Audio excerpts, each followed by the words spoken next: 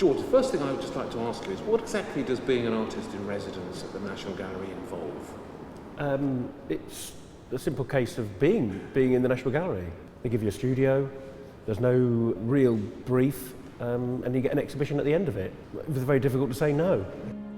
Now, you had one great advantage over some artists in that you were brought up as a Catholic, and it's an advantage in this situation because so much of the art here is of course driven by Catholic ideas.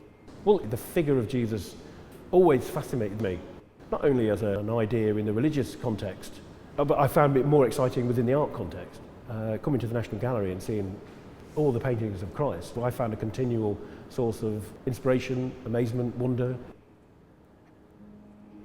In those the three trees, a painting which I've called Hanging Around, was an attempt to paint a kind of Calvary really, with the Christ and the two thieves on either side, which is, you're overwhelmed by the physical presence. It's about torture, it's about the body at its most extreme, but weirdly enough it's the body at its most interesting.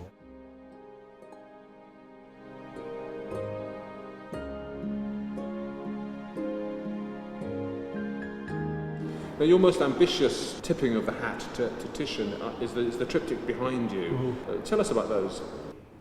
Well, I've taken the Diana Action story as a trellis or a framework onto which I might hang some motifs from my own sort of autobiography, really, which tells the story of a tarpaulin which has somehow been left hanging from a tree, which is really the dividing line between one world and the next.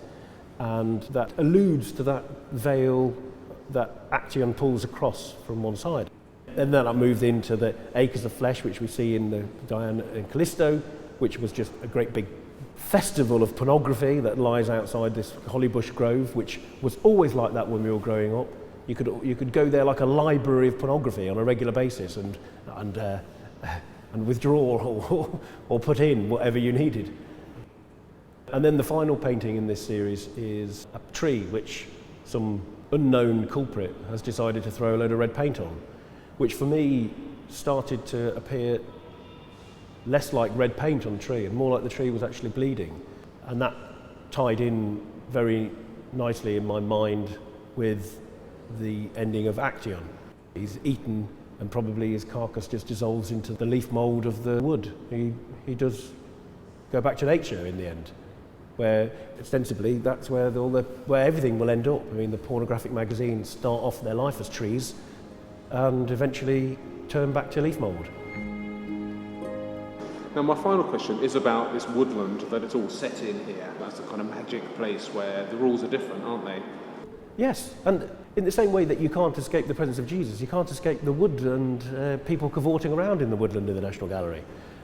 So what looks like in many ways, the whole theme of the woodland takes on board the idea that what we find unacceptable in the context of the streets or the school or the home becomes invisible, but also acceptable in the woodland. You can take your clothes off, you can look at pornography, you can smoke fags, you can get pissed, you can do all them sort of things. You can have a piss against a tree. So it becomes a quite commonplace act. But what's quite funny is commonplace acts that happen within the natural world become uncommonplace acts when you bring them into the gravitas of the National Gallery. It's a very serious and academic place in some ways.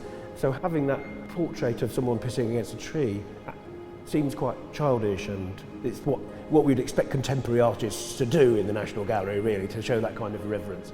But essentially, it's the most natural act in the world.